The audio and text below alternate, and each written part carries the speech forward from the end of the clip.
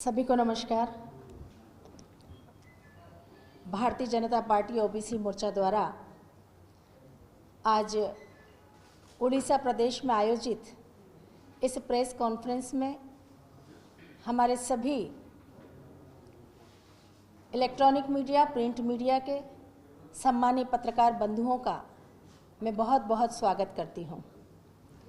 आज पहली बार पिछड़ा वर्ग मोर्चा की नेशनल वाइस प्रेसिडेंट बनने के बाद उड़ीसा प्रदेश में हमारा दौरा है और सबसे पहले मैं आप सबके समक्ष अपना परिचय देना चाहूँगी। मैं कृष्णा गौर, विधायक मध्य प्रदेश भोपाल, ओबीसी कमीशन मध्य प्रदेश की मेंबर और ओबीसी मोर्चा भारतीय जनता पार्टी की नेशनल वाइस प्रेसिडेंट। आज आप सबके बीच में आने वाले समय में ओबीसी मोर्चा जो कार्यक्रम करने जा रहा है उसके बारे में विस्तार से हम बताएंगे और उसके साथ ही साथ उड़ीसा प्रदेश में जिस प्रकार से ओबीसी वर्गों के संवैधानिक अधिकारों का हनन हो रहा है उसकी चर्चा भी करेंगे। तो पहला विषय हमारा आने वाले समय में ओबीसी मोर्चा द्वारा किए जा रहे कार्यक्रमों को जनता के बीच में हमें लेकर जाना है। 6 अप्रैल भारतीय जनता पार्टी का स्थापना दिवस और 14 अप्रैल संविधान निर्माता बाबा साहेब भीमराव अंबेडकर जी की जयंती। 6 अप्रैल से लेकर 14 अप्रैल तक 9 दिवसीय अभियान ओबीसी मोर्चा पूरे देश भर में करने जा रहा है और इस 9 दिवसीय अभियान में हमारे देश के यशस्वी प्रधानमंत्री श्री नरेंद्र मोदी जी के 9 वर्षीय कार्यकाल की उपलब्धियों को लेकर हम जा रहे हैं। हमारी पार्टी ने हमारे राष्ट्रीय अध्यक्ष माननीय जगत प्रसाद नड्डा जी, ओबीसी मोर्चा के राष्ट्रीय अध्यक्ष माननीय डॉक्टर के लक्ष्मण जी ने ओबीसी मोर्चा के लिए ये लक्ष्य तय किया है कि पूरे देश भर में ओबीसी मोर्चा 1 लाख गाँव में 10 लाख घरों तक पहुँचने का काम करे और इस दृष्टि से सभी राज्यों को लक्ष्य तय किया है। अलग अलग लक्ष्यों के साथ हर राज्य में ओबीसी मोर्चा अपनी कार्य योजना बना रहा है। आज ओबीसी मोर्चा की उड़ीसा की हमारी बैठक में इस पूरे कार्यक्रम की 9 दिवसीय अभियान की कार्य योजना तय होगी और मुझे लगता है कि वास्तव में भारतीय जनता पार्टी का ओबीसी मोर्चा लगातार पूरे देश भर में ओबीसी वर्ग को जागरूक करने का काम, सरकार की जन कल्याणकारी योजनाओं की जानकारी देने का काम और साथ ही साथ सरकार की योजनाओं का लाभ उन्हें मिल रहा है या नहीं मिल रहा और कैसे मिल रहा है उसकी जानकारी देने का काम भी लगातार कर रहा है।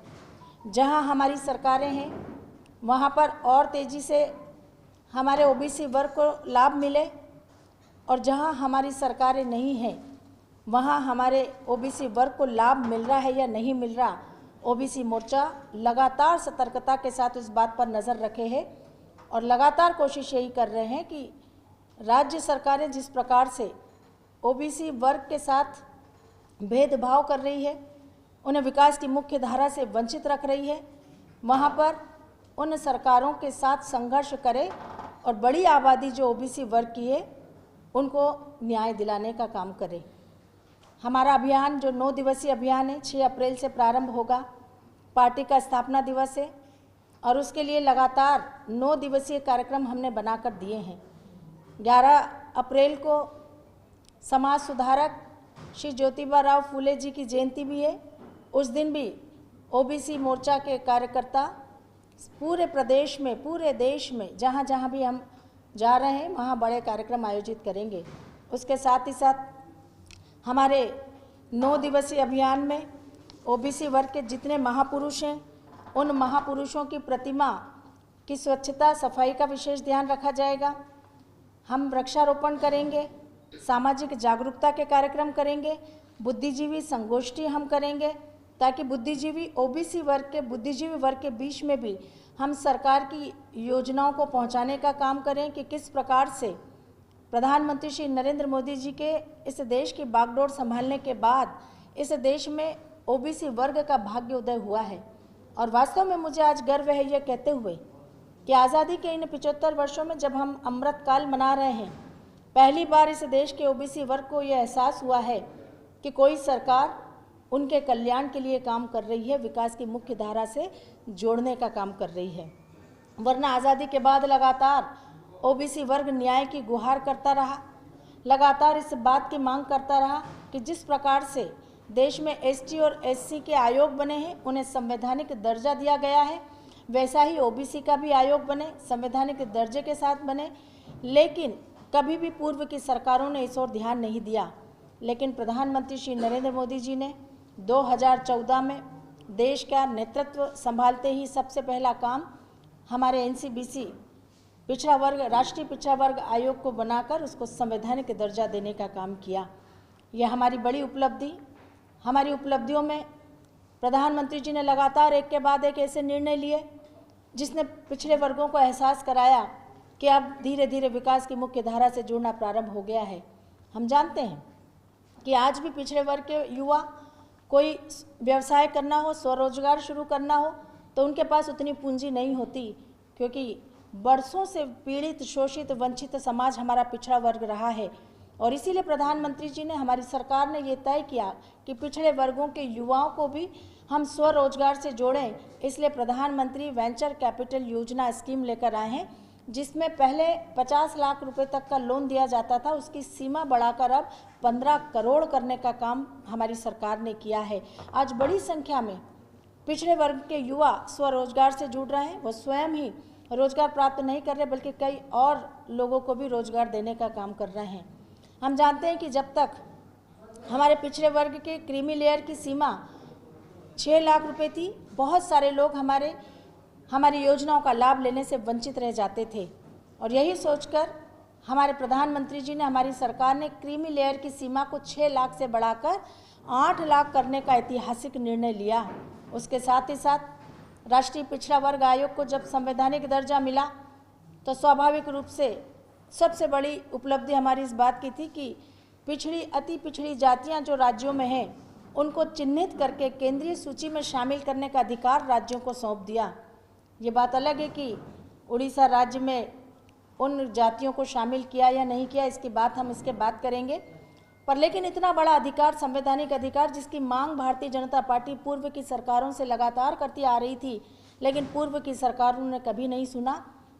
भारतीय जनता पार्टी की सरकार प्रधानमंत्री जी के नेतृत्व संभालने के बाद सही अर्थों में पिछड़ा वर्ग आयोग को संवैधानिक दर्जा मिला और आज पूरे देश भर में पिछड़ी, अति पिछड़ी जातियों को केंद्रीय सूची में शामिल करने का काम किया जा रहा है और सही अर्थों में उन्हें न्याय और अधिकार देने का काम हम कर रहे हैं। उसके साथ ही साथ पीएसयू के कर्मचारियों के बच्चों को कभी भी आरक्षण का लाभ नहीं मिलता था। यह हमारी सरकार है जिन्होंने ऐतिहासिक निर्णय लेते हुए पीएसयू के कर्मचारियों के बच्चों को भी आरक्षण का लाभ लेने का निर्णय लिया। उसके साथ ही साथ हमारी सरकार ने यह तय किया कि पिछड़े वर्ग के बच्चों को भी केंद्रीय विद्यालय, नवोदय विद्यालय, सैनिक विद्यालय में पढ़ने का अधिकार है। क्या पिछड़े वर्ग के बच्चे क्या यह सपना नहीं देखते कि उनको भी अच्छी शिक्षा मिलनी चाहिए?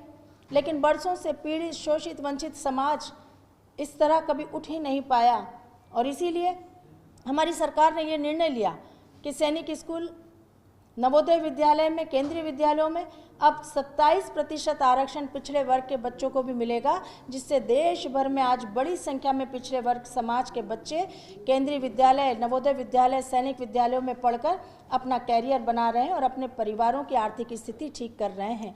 शिक्षा निश्चित रूप से परिवारों की उन्नति का कारक होती है, प्रगति का कारक होती है और प्रधानमंत्री जी ने अगर ये निर्णय लिया है तो निश्चित रूप से पिछड़ा वर्ग के उन बच्चों के लिए जो आने वाले समय में परिवार की, समाज की, देश की बागडोर संभालते हैं, ऐतिहासिक निर्णय हमारी सरकार ने लिया। सबसे प्रेस्टिजियस एग्ज़ाम अगर कोई होती है तो वो नीट की एग्ज़ाम होती है और नीट की एग्ज़ाम में मैंने पहले भी कहा कि शिक्षा के क्षेत्र में जागृति कम होने की वजह से पिछड़ा वर्ग समाज उतना पार्टिसिपेट नहीं कर पाता था। लेकिन हमारी सरकार ने, हमारे प्रधानमंत्री जी ने ये तय किया कि नीट के एग्ज़ाम में, पीजी में, यूजी में, डेंटल में, एमबीबीएस में, इंजीनियरिंग में अब ओबीसी वर्ग के छात्र छात्राओं को भी 27% रिजर्वेशन मिलेगा। और निश्चित रूप से आज बड़ी संख्या में उन पिछड़े वर्ग के माता पिताओं के सपने भी साकार होने लगे जो कभी सोचते ही थे कि हमारा बच्चा भी डॉक्टर बनेगा, इंजीनियर बनेगा, लेकिन कभी सपना साकार नहीं हो पाता था। आज बड़ी संख्या में पिछड़े वर्ग समाज के बच्चे MBBS में, डेंटल में, इंजीनियरिंग में प्रवेश ले रहे हैं, उनको 27% आरक्षण मिल रहा है। और इसके साथ ही साथ आज और गर्व के साथ कहना चाहूँगी कि आज़ादी के बाद पहली बार इस देश में किसी सरकार ने केंद्रीय मंत्रिमंडल में 27 मंत्रियों को, OBC समाज के मंत्रियों को स्थान देकर संपूर्ण देश के OBC समाज का सम्मान बढ़ाने का काम किया है। इसके पूर्व ऐसा नज़ारा कभी देखने को नहीं मिला। हम 50% से भी आधी आबादी से देश में पिछड़े वर्गों की है, लेकिन उसके मान से हमें उतना प्रतिनिधित्व नहीं मिलता था। लेकिन प्रधानमंत्री श्री नरेंद्र मोदी जी ने जिस प्रकार से 27 OBC समाज के मंत्रियों को स्थान दिया है, संपूर्ण प्रदेश के OBC समाज का सर गर्व से ऊंचा हो गया कि हमारे समाज को इतना सम्मान मिला है, हमारे पिछड़े वर्गों को इतना सम्मान मिला। अनेकों निर्णय हमारी सरकार के माध्यम से पिछड़े वर्ग समाज के लिए लिए हैं, जिनको लेकर अब हम गांव-गांव चलो घर घर चलो अभियान, इस 9 दिवसीय अभियान को हमने नाम दिया है गांव-गांव चलो घर घर चलो अभियान। और हमारे उड़ीसा राज्य में भी हम लगातार हर गांव में जाने की आज कार्य योजना बना रहे हैं। हमारे विभाग की बैठकें होंगी, डिवीज़न की बैठकें होंगी, जिले की बैठकें होंगी, उसके बाद मंडलों की बैठकें होंगी। सारे कार्यकर्ताओं की जिम्मेदारी तय की जाएगी। राष्ट्रीय पदाधिकारी से लेकर एक मंडल से लेकर बूथ तक के कार्यकर्ता को इस गांव-गांव चलो घर घर चलो अभियान की जिम्मेदारी दी जाएगी, ताकि हर कार्यकर्ता इस गांव-गांव चलो घर घर चलो अभियान से जुड़े और हम गांव-गांव तक पहुंचकर, हर गांव में हर व्यक्ति तक पहुंचकर हमारी सरकार की 9 वर्षीय कार्यकाल की उपलब्धियों को लेकर जाएं, OBC वर्ग के लिए किए कामों को लेकर जाएं और जनता का समर्थन हासिल करें। तो इस दृष्टि से हमारा गांव-गांव चलो घर घर चलो अभियान की आज हमारी बड़ी बैठक, संगठनात्मक बैठक है, जिसमें आज हम उड़ीसा राज्य में उपस्थित हुए हैं। और उसके साथ ही साथ यहाँ आने के बाद मुझे पता चला, क्योंकि मैं मध्य प्रदेश OBC कमीशन की मेंबर भी हूँ, और यहाँ आने के बाद मुझे पता चला कि यहाँ की सरकार लगातार पिछड़े वर्गों के साथ उनके संवैधानिक अधिकारों का हनन कर रही है। केंद्र से 27% आरक्षण केंद्र सरकार का दिया हुआ है, लेकिन राज्य सरकार यहाँ पिछड़े वर्गों को उससे वंचित करने का काम कर रही है। ये पूरे देश में पहली ऐसी राज्य सरकार है जो पिछड़े वर्गों के संवैधानिक अधिकारों को से वंचित करने का काम कर रही है। लगातार पिछड़ा वर्ग मोर्चा हमारा लगातार भारतीय जनता पार्टी से बात की मांग कर रही है कि उड़ीसा राज्य में भी पिछड़ों को अपने अधिकार मिलने चाहिए। शिक्षा के क्षेत्र में, नौकरियों के क्षेत्र में, अगर शिक्षा और नौकरियों के क्षेत्र में पिछड़े वर्गों को अधिकार नहीं दिए जाते तो आने वाले समय में ये संघर्ष और तेज होगा। लेकिन राज्य सरकार को भी इस दिशा में विचार करना चाहिए कि किस प्रकार से वो भेदभाव की राजनीति यहाँ अपना रही है। 54% की आबादी उड़ीसा राज्य में पिछड़े वर्ग समाज की है, आधी से भी अधिक आबादी, और उसके बाद भी अगर उन्हें उनके अधिकारों से वंचित किया जाता है तो निश्चित रूप से ये संघर्ष लंबा चलेगा। भारतीय जनता पार्टी इस लड़ाई को लड़ती रहेगी और यहाँ पर पिछड़े वर्गों को उनका अधिकार दिलाती रहेगी। मैडम, एक इशू में आपसे जानना चाहेंगे, आप मध्य प्रदेश OBC कमीशन के मेंबर हैं, वहाँ पे सर्वे OBC जनगणना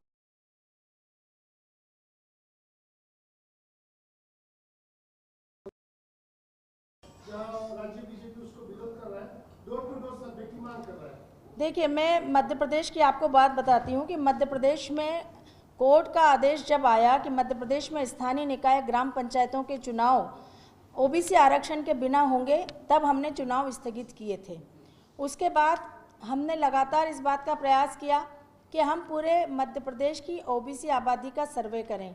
OBC कमीशन को हमारे यहाँ इतना पावर दिया गया है कि वह इस सर्वे का अधिकारी है, जबकि मुझे बताया गया कि यहाँ का उड़ीसा राज्य का OBC कमीशन दंतहीन होकर काम कर रहा है, कोई पावर नहीं है उनके पास। लेकिन उस समय सुप्रीम कोर्ट के समक्ष जब हमने अपना प्रस्ताव रखा और हमने कहा कि हमें इस अधिकार से वंचित ना करें, क्योंकि बड़ी आबादी हमारी OBC वर्ग की मध्य प्रदेश में निवास करती है, तो उस समय कोर्ट ने हमारी बात का मान रखते हुए ये कहा कि ट्रिपल टेस्ट परीक्षण वहाँ होना चाहिए। और हमारी सरकार ने ट्रिपल टेस्ट परीक्षण के लिए निश्चित रूप से बहुत सतर्कता के साथ काम किया। हमारी सरकार ने मुस्तैदी के साथ काम किया और ये तय किया कि हम ट्रिपल टेस्ट पास करके ही चुनाव कराएंगे। ट्रिपल टेस्ट के तहत हमने ओबीसी कल्याण आयोग बनाया। आयोग के माध्यम से हमने हर जिले का सर्वेक्षण किया। जिले के सर्वेक्षण के आधार पर हमने ओबीसी वर्ग के आर्थिक, सामाजिक और शैक्षणिक आधार पर उनकी जिले में स्थिति क्या है इसकी जानकारी बुलवाई। मतदाता सूचियों में कितने % हमारे ओबीसी वर्ग के मतदाता हैं उसकी जानकारी हमने बुलवाई और उसके आधार पर 48% मध्य प्रदेश में ओबीसी वर्ग की आबादी निकलकर सामने आई। और इस दृष्टि से जब हमने एक बड़ी सर्वे रिपोर्ट सुप्रीम कोर्ट को सौंपी, उसके आधार पर सुप्रीम कोर्ट ने अपने ही फैसले पर पुनर्विचार करते हुए मध्य प्रदेश में ओबीसी आरक्षण के साथ स्थानीय निकाय और नगरीय निकायों के चुनाव कराने का, ग्राम पंचायतों के चुनाव कराने का फैसला दिया।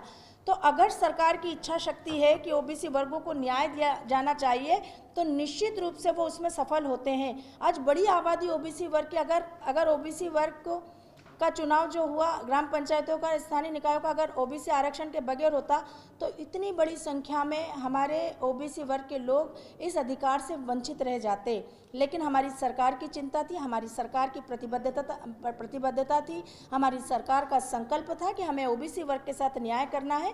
तो हमने प्रयास किए और उस प्रयासों का हमें सफलतापूर्वक परिणाम भी मिला।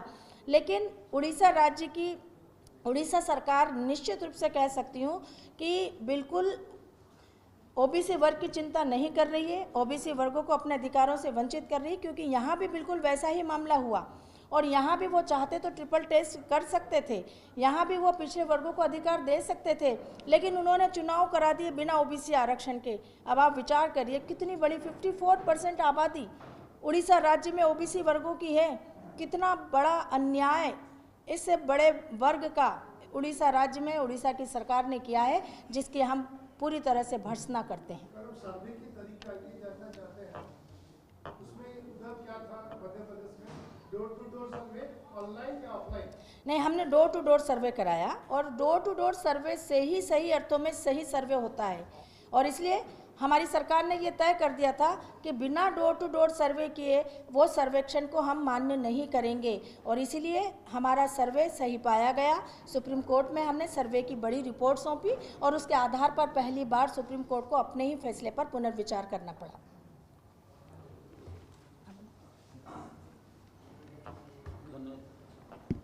धन्यवाद। आशा करुँ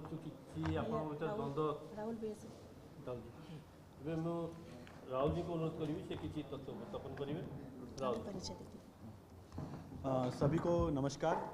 सभी मीडिया बंधुओं और पत्रकार बंधुओं और प्रिंट मीडिया को मेरा अभिवादन। मेरा नाम राहुल नागर है और वर्तमान में राष्ट्रीय आईटी और social media incharge Bhajpa OBC Morcha Delhi Pradesh से हूँ।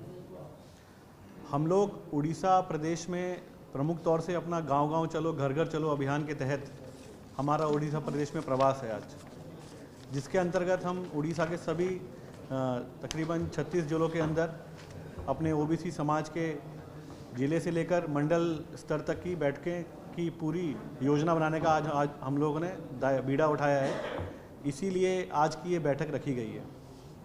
जैसा कि अभी हमारी राष्ट्रीय उपाध्यक्ष ओबीसी मोर्चा और एमएलए मध्य प्रदेश दीदी कृष्णा जी ने बताया कि ओबीसी समाज उड़ीसा के अंदर 54% की आबादी रखता है और सबसे चौंकाने वाली बात यह है कि जहां हमारे प्रधानमंत्री नरेंद्र मोदी जी एक एसटी महिला जो हमारी आज सबसे बड़ी कुर्सी जो है संविधान की प्रेसिडेंट की पोस्ट पर रख सकते हैं, तो ओबीसी समाज को यहाँ पर उनका दायित्व, उनका जो अधिकार है उसको उनसे वंचित क्यों रखा जा सकता है?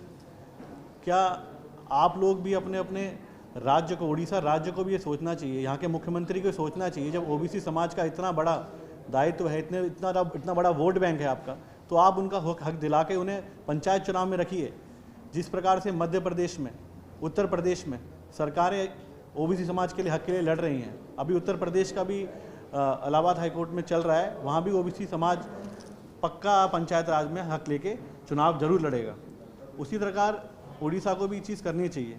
मुझे अभी बताया गया है कि ओबीसी का यहाँ पे कमीशन है जो कि दंतहीन है बिल्कुल, और उसके अलावा यहाँ पर ओबीसी का फाइनेंस एंड डेवलपमेंट कॉरपोरेशन है जो कि वेंचर कैपिटल फंड की जो स्कीम है हमारी केंद्र से दी जाती है वो 2008 से यहाँ पर बंद पड़ा हुआ है। तो इसका सीधा सीधा जो फ़ायदा है वो हमारे युवाओं को, छात्र छात्राओं को मिलता है। तो उसके लिए कम से कम यहाँ के 23 साल से जो राज कर रहे हैं, 23 साल से सरकार जो यहाँ पर है पटनायक जी की, उन्हें इसके बारे में सोचना चाहिए और ओबीसी समाज के लिए विचार करके उनके आरक्षण के ऊपर एक बोल्ड स्टेप लेके आरक्षण देने का काम करना चाहिए।